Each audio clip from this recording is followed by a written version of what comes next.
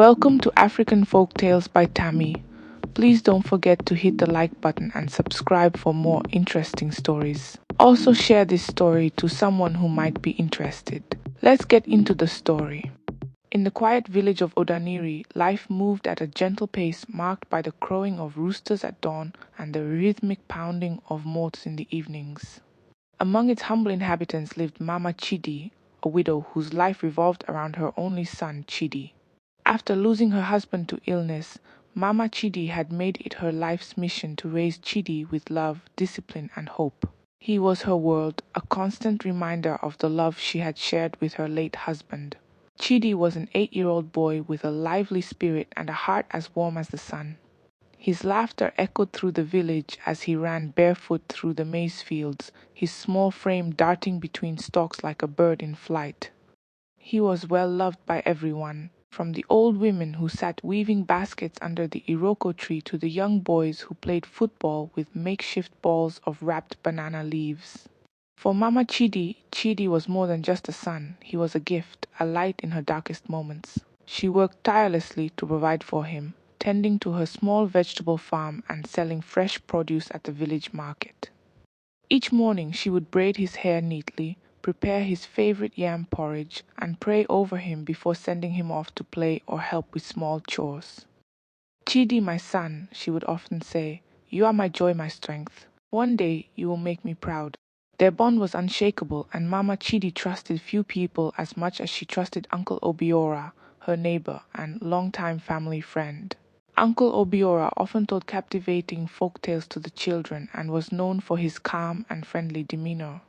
He had been a pillar of support when Mama Chidi lost her husband, offering her advice and even helping her farm on occasion. One sunny afternoon, Mama Chidi needed to travel to the nearby village of Eguta to buy seedlings for her farm. She asked Uncle Obiora to look after Chidi in her absence. I'll be back before dusk, she promised, planting a gentle kiss on Chidi's forehead before setting off. As she walked down the dusty road leading out of Odaniri, her heart was light, trusting that her beloved son was safe in the hands of someone she considered family. Little did she know that this decision would shatter her world. The sun dipped lower in the sky as Mama Chidi hurried back to Odaniri, a basket of seedlings balanced on her head. The faint sound of drums echoed from the village square, signaling the approach of evening.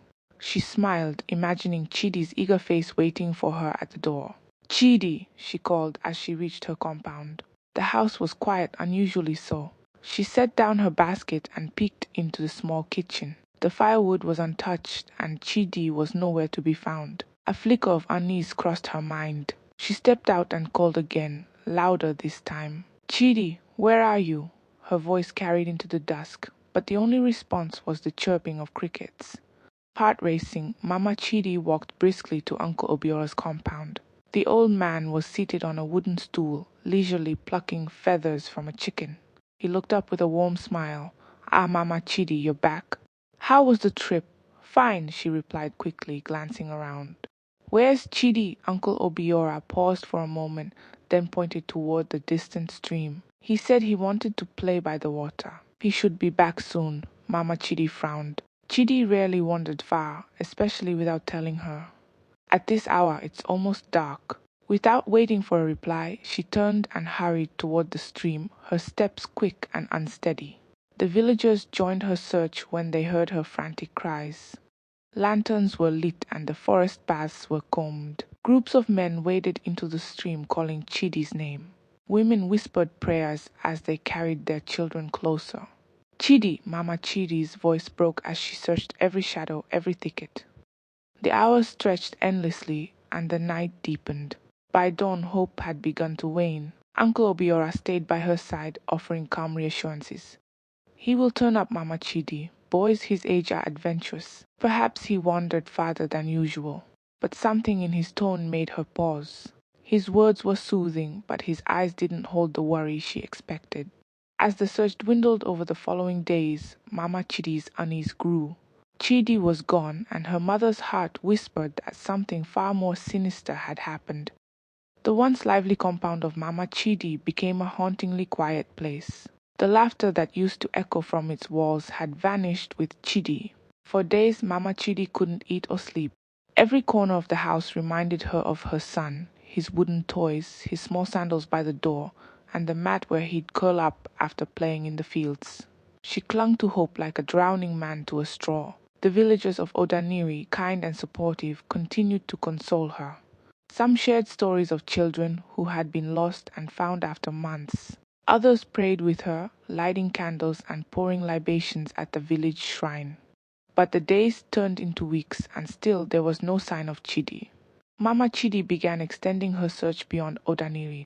Every market day, she would walk miles to neighboring villages, asking traders and travelers if they had seen a boy matching Chidi's description. A lively 8-year-old with a scar on his left eyebrow and eyes as bright as the morning sun. Most shook their heads, though some offered hollow reassurances. The gods will return him to you, Mama Chidi, they'd say. Her desperation grew. She visited diviners and herbalists seeking answers. Some claimed Chidi was alive but far away. Others insisted he had been taken by the forest spirits for his innocence and purity. Though none of these explanations gave her clarity, they fueled her resolve. One evening, as the sun dipped below the horizon, she stood outside her compound, staring at the road leading out of the village. Her voice, hoarse from days of crying, whispered, "Chidi, where are you, my son?" Uncle Obiora continued to offer his support. He attended the prayer vigils and helped organize search parties. Yet to Mama Chidi his presence began to feel like a shadow looming too close. He was calm, too calm. While everyone else's worries seemed genuine, his reassurances felt hollow. One day as they sat outside her home, he said, "Mama Chidi, perhaps it's time to let go. It has been months. Maybe it's the God's will." She looked at him sharply, her heart whispering doubts she couldn't yet voice. Let go? How can I let go of my only son? Though her body grew weak, Mama Chidi's spirit refused to rest. She vowed to continue her search until the truth about her son's disappearance was uncovered. Years passed, but Mama Chidi's heart remained restless. The once vibrant woman had aged beyond her years, her face etched with lines of sorrow and determination. Despite the whispers of the villagers who thought her persistence foolish, she refused to give up hope. One fateful day, news reached Odaniri that a grand market in the bustling city of Izudo was drawing traders and buyers from far and wide. Mama Chidi decided to go, hoping the large crowds would increase her chances of finding someone who had seen her son. The journey to Izudo was long and grueling. Mama Chidi carried a basket of her farm's best produce on her head, her bare feet trekking across dusty roads and winding paths. As she approached the city, the distant hum of activity grew louder, and soon she found herself amidst a sea of people, animals, and colorful stalls. The Izudo market was unlike anything Mama Chidi had ever seen. Traders yelled to advertise their wares, spices from distant lands, fabrics in dazzling colors, and pottery that gleamed in the sunlight. The air was thick with the scent of roasted corn, smoked fish, and freshly ground pepper. Mama Chidi moved through the throng, her eyes scanning every face, her heart hoping for a miracle. "Have you seen a young man named Chidi?" she asked anyone who would listen. Her voice was weary but unwavering. Most people shook their heads, some offered sympathetic glances, but others brushed her off, too busy to engage. As she made her way through the market, she paused near a group of young laborers unloading heavy sacks from a wagon. Their skin glistened with sweat under the harsh sun, their movements mechanical and weary. Among them was a young man whose face stopped Mama Chidi in her tracks. He was tall and lean, his shoulders slouched with exhaustion. His back bore scars that spoke of hardship, but it was his face, a face she would recognize anywhere, that made her heart pound. "Chidi," she whispered, her voice barely audible over the noise of the market. The young man froze, turning slowly to meet her gaze. For a moment their eyes locked. Mama Chidi's breath caught in her throat as a wave of recognition washed over her. It was him, her son. Mama Chidi's heart pounded as she stepped closer to the young man, her hands trembling. "Chidi, is it you, my son?" Her voice, filled with equal parts hope and fear, quivered as she reached out. The young man stared at her, his brows furrowed in confusion. He took a step back, his eyes scanning her face, trying to piece together the fragments of a memory long buried. I'm sorry, Mama, he said hesitantly, his voice hoarse. You must be mistaken. But Mama Chidi refused to accept his denial. She stepped closer, tears streaming down her face as she examined him more carefully. Chidi, look at me, it's me, your mother, she cried. Don't you remember? The scar above your left eyebrow, you got it when you fell from the mango tree. And your voice, it's the same as your father's. The young man's face softened, and a flicker of recognition lit his tired eyes. Memories, long suppressed, began to surface. The taste of yam porridge, the sound of his mother's laughter, the scent of fresh vegetables in the market. Mama, he whispered, his voice breaking. Yes, my son, it's me, Mama Chidi said, pulling him into a tight embrace. Years of pain melted away in that single moment as they clung to each other, tears flowing freely. But the reunion was bittersweet. As Chidi held his mother, his shoulders shook not with joy but with sorrow. Mama, I thought I'd never see you again, he said through his tears. What happened to you, my son? Where have you been all these years? Mama, Chidi asked, her voice filled with both relief and dread. Chidi hesitated, his eyes darting around the busy market. Not here, he said quietly. It's not safe to talk here. Let's go somewhere private. They found a quiet corner under the shade of a large baobab tree, away from the noise and prying eyes of the market. There Chidi began to tell his story, a story so harrowing that Mama Chidi's heart ached with every word. Uncle Obiora sold me, Mama, Chidi began, his voice trembling. He sold me to a traveling merchant the day you left for Eguta. I've been a slave ever since. Mama Chidi's breath caught in her throat. Her worst fears had come true. Under the shade of the baobab tree, Chidi recounted the horrors of the past decade, his voice trembling with every word. Mama Chidi listened, her hands clasped tightly together, her heart breaking as her son unveiled the truth. The day you left, Uncle Obiora told me we would take a walk to see the merchant caravans passing through the outskirts of Odaniri, Chidi began. I was excited. He promised to buy me sweets and show me the world beyond our village. But it was all a lie. He paused, his eyes distant as if reliving the moment. When we reached the caravans, he introduced me to a strange man with a thick beard and cold eyes. I didn't understand what was happening at first. Uncle Obiora handed the man some papers and took a bag of coins in return. Then he left me there. Mama Chidi gasped, her hand flying to her chest. He left you, just like that? Chidi nodded, tears brimming in his eyes. I begged him not to go, I cried, Mama, but he turned his back on me. The merchant grabbed my arm and shoved me into a cart with other children. That was the last time I saw Odaniri for years. He described the endless journey across unfamiliar lands, where he and other children were forced to work on plantations, hauling heavy sacks, picking crops, and enduring beatings for the slightest mistake. We were treated worse than animals, Chidi said, his voice barely above a whisper. Some of the children didn't survive. I thought I wouldn't either. Mama Chidi's tears flowed freely as she listened. Her strong, lively son had been reduced to a shadow of himself, his back bearing scars of unimaginable pain. Years passed and I learned to survive, Chidi continued. I waited for a chance to escape, but the merchants were cruel and watchful. Eventually, my master fell into debt and sold me again. That's how I ended up here in Izudo working for another merchant. I thought I would never see you again, Mama. Mama Chidi wrapped her arms around him, her grip firm and protective. My son, you're home now, she said, her voice steady despite her heartbreak. We'll make this right. I promise you, we will make this right. But as she held her son close, a storm of anger brewed within her. The betrayal of Uncle Obayara was a wound that could not go unanswered. She vowed then and there to confront the man who had stolen her son and shattered her life. The journey back to Odaniri was filled with a mix of emotions. Mama Chidi's heart swelled with relief at having her son back, but her soul burned with anger at the betrayal that had caused them years of pain. Chidi, though wary, agreed to accompany her. He wanted answers as much as she did, and he longed to see the village he had been torn from as a boy. As they entered the familiar paths leading to Odaniri, whispers spread like wildfire. Villagers peeked out of their homes, their expressions shifting from shock to joy when they recognized Chidi. Children who had grown up hearing the story of his disappearance now stared in amazement at the man he had become. Mama Chidi, is it true? One of the elders called out, rushing toward her. Is that really your son? It is, Mama Chidi said firmly, her voice carrying both pride and pain. But he has returned with a story that must be heard. A crowd began to gather as she led Chidi to the village square. It wasn't long before Uncle Obiora, still as respected as ever, appeared, walking with his usual air of authority. He greeted Mama Chidi with a warm smile, oblivious to the storm brewing around him. Ah, Mama Chidi, he said, clasping his hands together. Is this the boy you have brought back?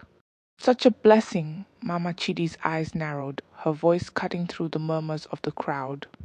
Don't call it a blessing, Obiora. Call it what it is, a miracle despite your treachery. The crowd fell silent, their eyes darting between Mama Chidi and Uncle Obiora. He frowned, his smile faltering. What are you talking about? Mama Chidi turned to Chidi, her voice steady and commanding. Tell them what you told me, my son. Chidi stepped forward, his face hardening as he recounted the day Uncle Obiora sold him.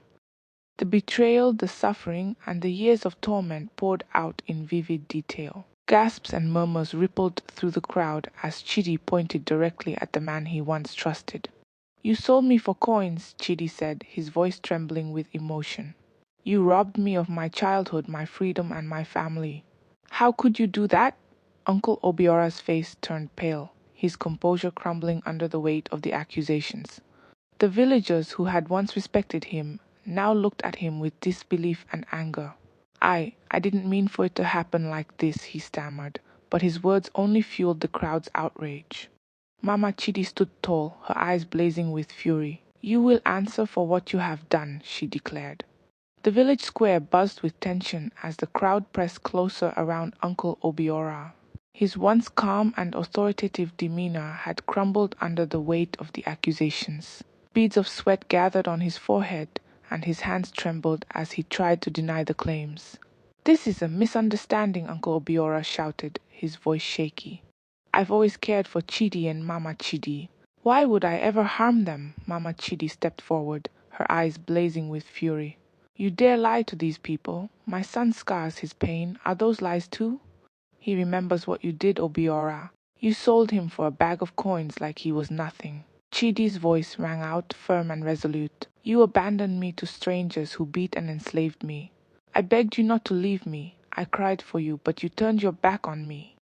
And now you deny it? The villagers murmured among themselves, disbelief and anger growing with every word. Some recalled how Obiora had seemed strangely indifferent during the search for Chidi all those years ago. Others began to question the man they had once respected. Finally, under the weight of their piercing gazes, Uncle Obiora's defenses cracked. He sank to his knees, his head bowed. I did it, he whispered, his voice barely audible. The crowd gasped in unison. Mama Chidi stood still, her fists clenched, waiting for him to continue. I was desperate, Obiora confessed, tears streaming down his face. I owed money to the traveling merchants, and they threatened to take my land. When they passed through Odaniri, they offered me a way out. I was weak. I thought no one would notice if the boy disappeared. I never imagined it would come to this. You didn't imagine, Mama Chidi spat, her voice sharp and cutting. You didn't imagine the pain of a mother losing her only child? Or the suffering of a boy torn from his family? You sold my son for coins and you think your excuses can absolve you. The villagers erupted in anger, shouting accusations and calling for justice. The village elders, who had gathered at the edge of the crowd, stepped forward to restore order. This is a grave betrayal, said Elder Nwosu, his voice steady and somber. Uncle Obiora, you have not only wronged Mama Chidi and Chidi, but you have also betrayed the trust of this entire village. Your actions cannot go unpunished. After a brief deliberation, the elders pronounced their judgment. Uncle Obiora was banished from Odaniri, stripped of his status and forbidden from ever returning. The villagers watched as he was led away, his head hung low in shame. Mama Chidi stood tall, her heart heavy but resolute. Justice had been served, but no punishment could undo the years of pain her family had endured. She turned to Chidi, her arms outstretched. Let's go home, my son, she said softly. For the first time in over a decade, Chidi walked beside his mother, returning to the place he had been stolen from. Back in Odaniri, life slowly began to return to a semblance of normalcy for Mama Chidi and Chidi. The once empty compound now felt alive again. Villagers stopped by daily to welcome Chidi home and offer their support. They brought food, clothing, and even tools to help him rebuild his life. Though their gestures were kind, Chidi found it difficult to adjust. He often sat in the shade of the old mango tree, staring into the distance. The scars on his back itched as if to remind him of his years of torment.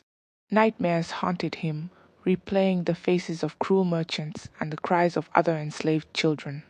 Sometimes he woke in the middle of the night, drenched in sweat, his body trembling. Mama Chidi watched her son with a heavy heart. She understood his pain but struggled to reach him. One evening, as they sat by the fire, she placed a gentle hand on his shoulder. "Chidi, my son," she began softly, "I know your heart is burdened. What you went through was unimaginable. But you are home now, and the gods have brought us back together. We must find a way to heal." Chidi nodded but remained silent. Healing seemed like a distant dream. Days turned into weeks, and Chidi began to find small moments of peace. The villagers welcomed him into their daily routines, inviting him to join their work. He began to help on the farms, his hands reconnecting with the soil of his homeland.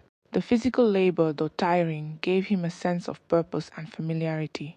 Mama Chidi too worked tirelessly to ease her son's burden. She prepared his favorite meals, sang the lullabies she used to sing when he was a child, and told him stories of the happy times before his disappearance. Slowly, Chidi began to smile again, his laughter, though rare, returning like a gentle breeze after a storm. One afternoon, as they harvested yams together, Chidi looked at his mother and said, "Thank you, Mama, for never giving up on me, for loving me even when I thought I was lost forever."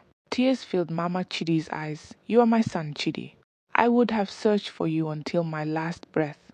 Though the scars on Chidi's back remained, the ones on his heart began to heal. With each passing day he grew stronger, not just in body, but in spirit. By the end of the season, Chidi had fully reintegrated into village life.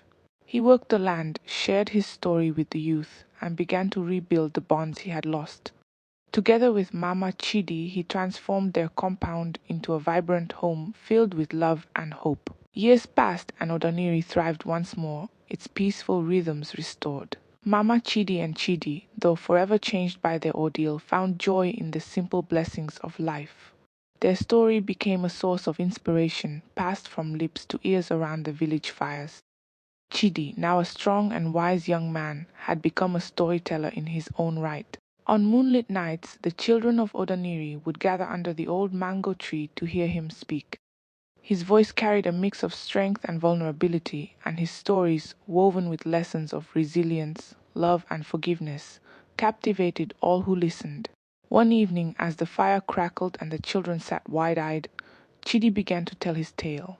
"There was once a boy," he said, his voice deep and steady, "who was taken from his home and sold into the hands of strangers. He suffered greatly, but even in the darkest of days he held on to the hope that one day he would find his way back."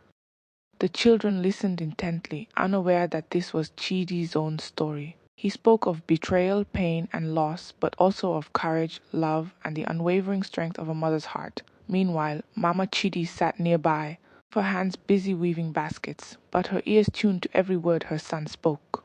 Pride swelled within her as she watched him. He had come so far, transforming his pain into wisdom and his suffering into strength. The story of Mama Chidi and her vanished son became a folk tale told and retold across villages far and wide. Travelers carried it to distant lands, adding their embellishments but always preserving the heart of the tale, a mother's unyielding love and the power of justice. Even the elders of Odaniri recognized the story's significance. It became a warning against greed and betrayal, a lesson for those who sought to exploit others for personal gain. Uncle Obayora's name was never spoken again, his deeds erased from the village's collective memory. Instead, the focus remained on the resilience and triumph of Mama Chidi and Chidi. As the years went by, Chidi and Mama Chidi continued to rebuild their lives. They planted new crops, expanded their farm, and welcomed strangers and friends alike into their home. Their story, though rooted in pain, blossomed into a legacy of hope And so the tale of Mama Chidi and the vanished son lived on, etched into the hearts of all who heard it, a reminder of the strength of love and the enduring power of truth. We've come to the end of this story. Please subscribe to my channel to support me. Thank you.